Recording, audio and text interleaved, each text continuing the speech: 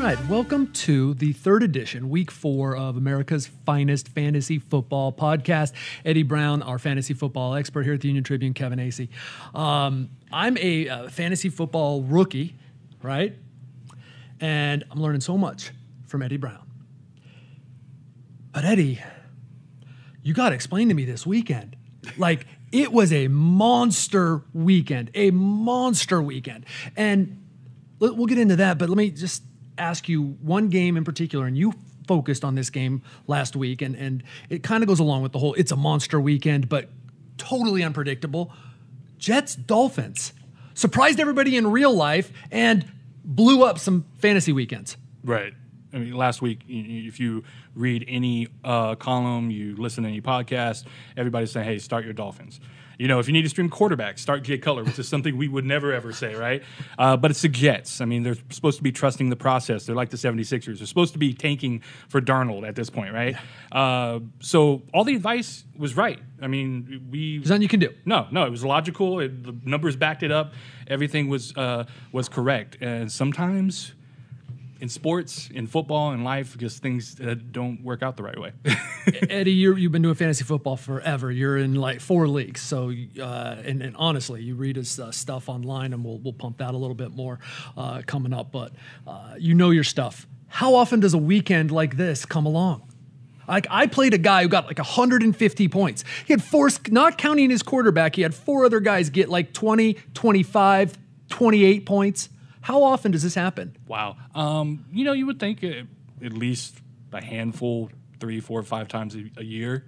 Just a lot of scoring, and I guess it came on the heels of we're all complaining about the first 2 weeks. Yeah, and see, that's the thing. I think we were so hyper-focused on the first 2 weeks being very low, and then out of nowhere, it seems like everybody's blowing up. Everybody's scoring multiple touchdowns, and we're going to get into it, but quarterback situation. If you were streaming quarterbacks this week, you were lucky because you could have picked one out of a hat, and it would have worked for you. Yeah.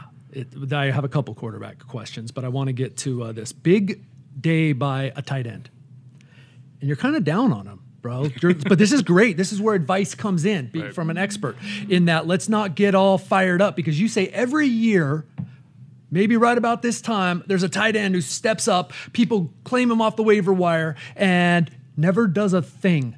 And that makes sense to me. That's the dangerous position. Even as a fantasy football rookie, if I'm looking at it even through a real football lens, that would be the dangerous position. And the guy that we're talking about is Mercedes Lewis. Yeah, I mean, he scored 3 touchdowns, right? Which is phenomenal. And if you started him, then, I would like How many tips. people did? Like 1%, if that? Maybe.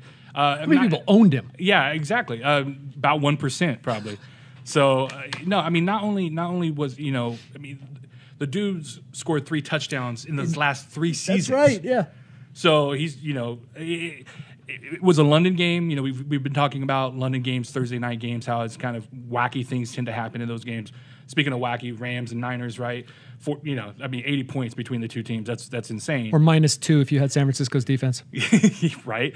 So it seems like every year there's a below elite. Obviously Gronkowski scoring 3 touchdowns. We're just saying yay Gronkowski, right? Good job Gronk.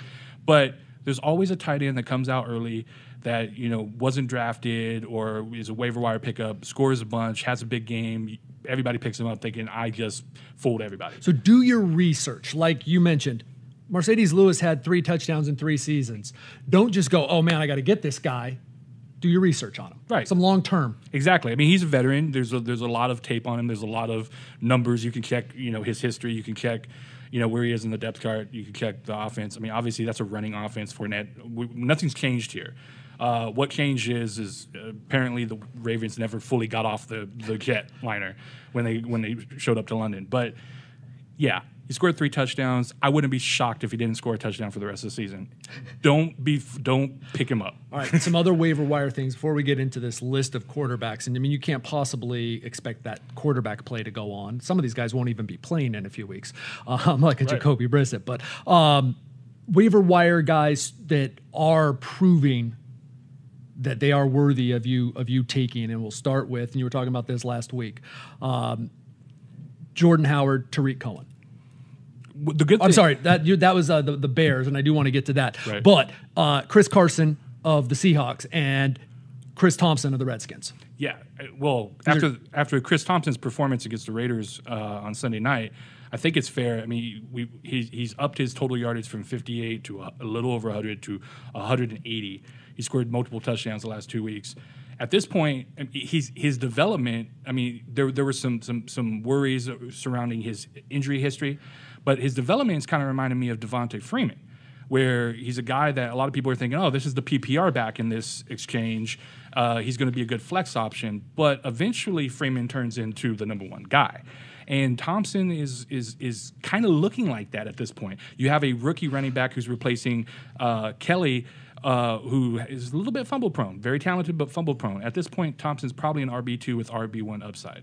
And that's the same with Chris Carson. Had a touchdown last week for the Seahawks, and you said this is what's going to happen, and you see that continuing. If you need a little running back help like I did, pick him up. Carson's a perfect pickup. We talked about last week how if you're Pete Carroll's guy, you're going to be Pete Carroll's guy. He's not a running back by committee type coach, which once again, thank you, Pete Carroll. Makes our job much easier. He's big. He's talented. He fits that offense perfectly, which is a big deal. And he even contributed in the pass game. Like his touchdown was a reception. So going forward, yeah, he's definitely the guy in Seattle. Eddie Brown, the Union-Tribune's fantasy football expert, America's finest fantasy football podcast. And now let's talk about Tariq Cohen, Jordan Howard. You've been on this and kind of wondering, can these two Chicago Bears backfield mates, can they coexist? And of course, Jordan Howard dealing with this Acee joint sprain first game, aggravates it the second game, aggravates it this game, comes out of the game twice, scores the winning touchdown in overtime. How's this going to work? Because I picked up Tariq Cohen. I know a whole bunch of people did after week one. How's this going to work? Well, the fortunate thing is if you own Jordan Howard, then maybe you're not as worried now. Maybe you see that there's room for the both of them. It turns out Bears' offensive line is really, really good. Problem there is that they have no passing game. Their wide receivers are dead on arrival. They're all hurt. Their quarterback is Mike Glennon, so maybe it wouldn't matter if they were healthy. But that means somebody as dynamic as Cohen, who I think had a punt return called back for a touchdown in this game, so he could have had even a better game. He's going to have plenty of opportunity. Howard, as long as he's healthy, he's still going to be the bell cow. And that's going to be their offense going forward. They're going to try. It's a John Fox team. They're going to try to play defense, and they're going to try to give these guys the ball and play ball control offense. And that means going forward, Howard's an RB2. If he can stay healthy, get healthier, then he always has RB1 upside. Cohen's definitely a flex option, and in PPR leagues, he could be an RB2. Let's talk about some quarterbacks who are getting it done. Some that you believe will, some that, hey, let's be careful. Where do you want to start? I mean, Jacoby Brissett, like, what do you invest in Jacoby Brissett, who 33 fantasy points? Well, he's on this list of quarterbacks we're going to talk about. I definitely believe he's one of the guys who I actually believe he's as good as what he's looking right now. Okay. I think he's developing. Regardless. Yeah, but the problem is there's another guy who's much better who's on the horizon who will be taking his job in about by week 6, weeks. week 7. Right. Yeah. So if you need a streaming quarterback right now for the next couple of weeks, if you have issues, then yes, go and get him. If you're a T.Y. Hilton fan, then thank you very much, Jacoby Brissett, because you've just regained value. You were scared that he was going to be bad until Lugg came back. But I believe he's for real. Now, this kid, who we'll just call it Jared Goff's like rookie do-over year. He's got an actual offensive coordinator, a really creative head coach. Made some nice throws against the 49ers last Thursday. You buying him or not, Jared Goff, going forward? Here's the thing. Right now, I'm looking at Goff, and there's a few other quarterbacks as well, where I feel like he's certainly made an improvement. McVay, he has more talent surrounding around him, guys like Cooper Kupp and Sammy Watkins, Robert Woods.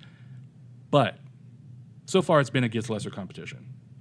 The thing about the Rams, and I think we'll get into this further also when we're discussing Todd Gurley, they're about to face a pretty tough month worth of defenses. So right now I'm kind of on the fence to where it's like I would not trust Goff. I wouldn't go and pick him up on the waiver wire. If he's still playing this good in a month, then he's the real deal. Then whatever progress he's made so far is holding, and you can believe in it. Because, and like I said, when we get to Gurley, we'll talk about it even more. But the schedule that they have coming up is just treacherous. My backup quarterback, Phillip Rivers. I haven't started him. Look, I don't anticipate starting him until Aaron Rodgers has a bye, because I'm going to go with Aaron Rodgers. Now, if Jordy Nelson hadn't started last week, I might have thought about it, and that would have been terrible, because in my league, Phillip Rivers had 3 points. Let's talk about Phillip Rivers going forward, because I honestly haven't paid attention to what he's been like in fan. I see differing opinions on Phillip Rivers. I see a struggling offense. I see a Melvin Gordon knee injury to the same knee that he had microfracture surgery on. Does it have anything to do with it? Don't know. I see Keenan Allen not looking fantastic, a little bit of the yips. I think Hunter Henry's having to be kept back in protection with their offensive line troubles. What's the Phillip Rivers situation fantasy-wise? Well, I mean, if you drafted Rivers and you were either waiting on a quarterback and hoping to load up on running backs and receivers in your league, and you probably paired him with another quarterback to stream, or like you, I mean, you put solid depth behind already a tier 1 quarterback. So like you said, you're never going to start Rivers until Rodgers' bye week. But the streaming option, he was a solid option. And this year, a lot of people were excited because this is probably the most weapons he's had around him in what, a decade? You were thinking Mike Williams, perhaps soon. Right. The Melvin Gordon, who had showed himself to be very productive when he was healthy. Tyrell Williams, who was a 1,000-yard receiver out of nowhere last year. Hunter Henry, you still have Gates, pushing back his Hall of Fame clock. Keenan Allen back for however long he can remain back. Travis Benjamin. I mean, there's a lot of weapons. The same story though. If the offensive line can maintain their blocks and protect Rivers, and Rivers is going to always be a productive quarterback in real life and fantasy, and usually comes with good value because he doesn't really go that high. But it looks like the Chargers have, offensive line woes, injury woes have started to pile up. It's kind of the same old story, and maybe it's affecting him. Anybody who knows me, has read me, listened to me, knows that I love this guy. But he's going to scare the heck out of me if I ever were to start him in fantasy, because he's frustrated with what's happening, now clear on Sunday. And when he gets frustrated, he starts throwing some balls that he knows he shouldn't throw. And that's where you get your 3 points. Yeah, right? That's where you get your 3 points. All right, my goodness, your week started off really well last week if you had one of the running backs in that Thursday night game, Carlos Hyde or Todd Gurley. Yeah, I went up against a team that had both those running backs in that game. Did you lose that game? I did lose that game by a lot. A lot. Well, Carlos Hyde, that's a proven commodity, right? Todd Gurley. It appears to me, if I'm thinking about it through the eyes of a rookie head coach who had this guy who in his sophomore, NFL season, just rock bottom almost for Todd Gurley. And he has decided, Sean McVay has early on, I'm going to show Todd Gurley I got his back. Okay? You buying Todd Gurley? Like Goff, but more, I have more belief in Gurley. But like Goff, I'd like to see where he is a month from now. I understand. I mean, he's off to an amazing start. He has 6 touchdowns. That's unbelievable, especially after the season he had last year. But listen to this. So the next 4 games for the Rams: at Dallas, versus Seattle, so at home against Seattle, at Jacksonville, and at home against Arizona. All have, good to great defensive potentially. If he makes it through that, and then they have a bye the 5th week. So if they make it through that and they're still rolling, then you got your something. You got you somebody.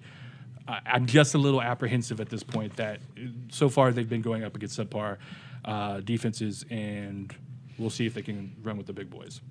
Another running back who I'll just ask you is what he's done so far is beyond belief almost. I mean, we're talking about like in the last 70 years. Yeah. Start. Kareem Hunt. I'm going to imagine that it's the opposite of Todd Gurley. You're saying, no, let's go right now. Keep this guy in every single week. Go.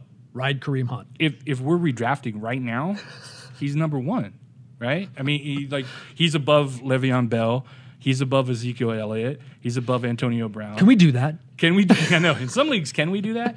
I know some people probably wishing you could, but it's unquestioned right now. A lot of people think he's a Andy Reid creation, and that was one of the reasons I was excited about him going into the actual NFL season.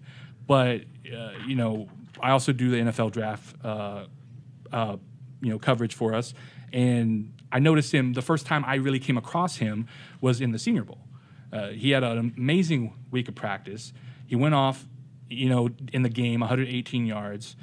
You could tell that he could catch the ball in the backfield. He was a good blocker. I mean, those are the two things rookie running backs have to do to maintain their place on the field. Rare anymore. It's very rare, and he could do both of them.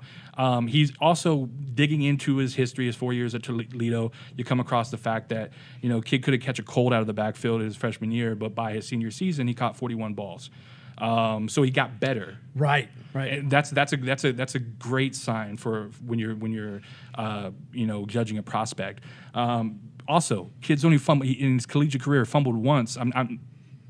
He fumbled on his first carry, I think, against New England, but he fumbled once in his collegiate career. 856 touches. That was during his freshman year as well, and he recovered it. So he may never fumble again in the NFL. He learned his lesson. Yeah, he learns his lesson and he gets better. And those are signs of we knew he was going to be good, and we had a good idea that he was going to be a great value. It just turned out that he ended up in the perfect situation. All right. America's finest fantasy football podcast, Eddie Brown, the Union-Tribune's fantasy football expert, and me, the fantasy football idiot, it's turning out. My first year of playing. Before we get into your ad and drops, which many people, because it's been trending for a while, many people have seen online, that column goes up on Tuesdays at 11. Before we get into that, let me ask you this, again, as a fantasy football rookie. Are we getting into trade season? Is it time to start? If you're struggling, let's say you're 0-3, you're 1-2. Mm-hmm. Maybe you're 3-0 and you're just going, though I see a weakness. Whatever it is. Are we getting into trade season yet here? To me, it's always trade season. There's three ways you can impact your roster: the draft, the waiver wire, and trades. We already had through draft. The main goal is try to build some sort of depth, some sort of fail safe. You try to get the best players you can, but you also want to backload and make sure just in case something happens, because something always happens. See David Johnson. So that's the first way. Waiver wire is like digging for gold. You're out there just randomly digging for gold, and if you can come up with something, that's great. To me, trade is like targeting gold. Okay. You know exactly where that gold is, and you want to go get it. So you got to find a willing partner, just like in real football, right? Two to tango. You mentioned last week, trade Odell Beckham. Yes. I mean, as a possibility. Possibility. Right? If you need something else. Okay, so we went over that. So he goes out, has himself a week this week. You say, yeah, now is the time, because you still don't believe in that Giants offense. Yeah, I mean, and what happened with that Giants offense? They were completely cold for 2/3 of that game. All those points they scored came essentially a quarter. So if somebody last week took your advice, went to one of the people in their league, Odell Beckham, and the person laughed at him, now you go back and say, hey, look, I'm trying to give you gold, brother. He's not on the injury report. He just scored 2 touchdowns. He's the best receiver in the game. Are you sure you want to turn me down? Come on now. And once again, you're not trading him for depth. You're trying to get, 2 players that maybe started off a little slow. If you have good receivers, you're trying to get a great running back. You're trying make sure you get his value. But right now, his value is peaked. It's not going to be higher for the rest of the season. A couple other guys that are like that. I would say would be also. I mean, I just talked him up, but honestly, Kareem Hunt is never going to be more valuable than he is right now. Right now, he's essentially the best player in fantasy football. Okay, so if you're struggling at receiver or if you're struggling at quarterback, then go out there. What I do is I just constantly every week. I don't bombard people, but I will throw out an email. Hey, you interested in a trade? What are you thinking? Do you have any ideas? Hey, I'm trying to move some wide receiver depth for a running back. Are you interested? I'll look at the rosters around my league and say, hey, who has more running backs? Who has a player that I targeted during the draft that I wasn't able to get to, that I still really want, that I still really believe in? I try to keep some type of conversation going with those people in order to grease the wheels later on just in case I do need to make a trade. I mean, you just constantly have a conversation. Don't spam them or anything like that. But keep the conversation going because you never know. All right. As we try to play this forward, I want to get into your suggestions for week 4. But let's go back over some bad things that have happened here in the NFL and how it relates to fantasy football and injuries. And your column that posted your add and drop on Tuesday on Union-Tribune.com. And I'll let people read that, but I want to talk specifically about 3 different situations that have arisen because of injuries. And this week you've got a few ads that relate to injuries. And one of them, the Philadelphia Eagles, due to Darren Sproles breaking his arm and tearing his ACL, obviously out for the season. You're saying Wendell Smallwood, who's not owned anywhere, ESPN or Yahoo, like 2% and 6%. Go get Wendell Smallwood. You don't always say replace a guy on a team with his backup or another guy on his team, but this is a depleted running back situation in Philadelphia, and you say Wendell Smallwood. Yeah, and not only in Philadelphia, but also just in fantasy across the. I mean, if you missed out on Chris Thompson, you missed out on Chris Carson, you didn't get Kareem Hunt, you didn't get any of these. Then at this point, you'll take whatever you can get. The good thing about Smallwood is he's fairly talented. He's shown he can handle the load. I mean, he had 70 yards on like 10 carries this week. Certain situation, because you got LeGarrette Blount there. So you have to have a certain situation to get Smallwood. Exactly. You're not picking him up thinking, oh, he's my savior. He's going to be my starting running back every week. You're picking him up with hopes that he would have flex value. So he's going to carry, 20 to 20. He's probably going to carry the load. He's going to definitely be the PPR guy now. So he's going to catch the ball in the backfield because, they don't have Sproles anymore. Blunt's not that guy. Is Blunt going to get the goal line carries? Yes, he is. So you're going to have to hope that Smallwood scores from a distance. But so last week with tight end Greg Olsen for the Panthers going out, you mentioned Kelvin Benjamin, right? Another, Mm-hmm. He's Cam Newton's got to spread it around here. And now Kelvin Benjamin out. Yeah, and so Devin Funchess, fun name. Again, probably available. Definitely available. I mean, we talked about him last week, and he was, I think, available in 5% of ESPN leagues and 10% of Yahoo leagues, and that went up, doubled, but now it's still 11 and 20%. So he's probably available in your league. It's going to be the number one option if Benjamin's going to be limited at best. So he's going to be the number one receiver. Already thought he was going to get more opportunity with Greg Olsen out. If Benjamin's gone, then, Newton's going to have to throw the ball somewhere. One more. And here, this might depend on how the injury report goes this week. But up in Seattle, Doug Baldwin, groin strain. We're not sure yet, all right?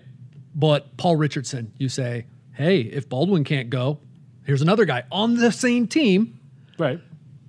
Pick up some of those targets. Already caught 2 touchdowns last 2 weeks. So he's building a rapport with Russell Wilson. The Seahawks lost this week, but Wilson finally looked to snap out of it. If Baldwin's not going, that's a lot of targets to make up, and they're not just going to hand the ball off. They're still going to have to throw the ball, especially against Indianapolis at home. It's a pretty solid matchup. So if Baldwin's not capable of going, or if he's limited because of the groin injury, Richardson's a great pickup. So Eddie, I got one more thing before I move on to your suggestions further this week, where your column that'll post on Thursday, which is your start and sit. You sent me a stat earlier that I got to make sure this is current.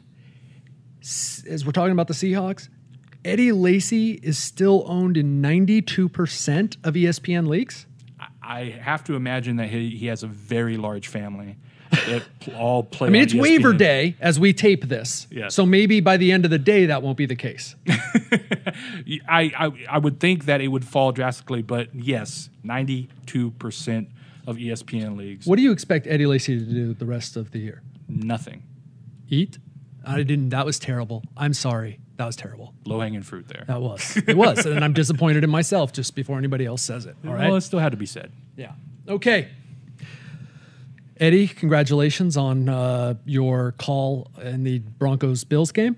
Said don't use either of those running backs. Anybody who will carry the ball in that game, don't use them. Good call by you. Thank you very much. Correct. Just to keep it real, I already said I got beat by like 100 points this week. That's why I'm here, learning from Eddie. Not for you guys. I'm here for myself, learning from Eddie. I got to call you out on Jordan Howard. But that's a tricky situation. It really is. Actually, as you kind of, I don't want to say struggle, but as you kind of figure out the backfield of the Chicago Bears, I'm kind of learning, this is how we look at it for fantasy football. This Jordan Howard, Tariq Cohen thing is hard to figure out. And this is a great lesson. One of the traditional fantasy rules is start your studs.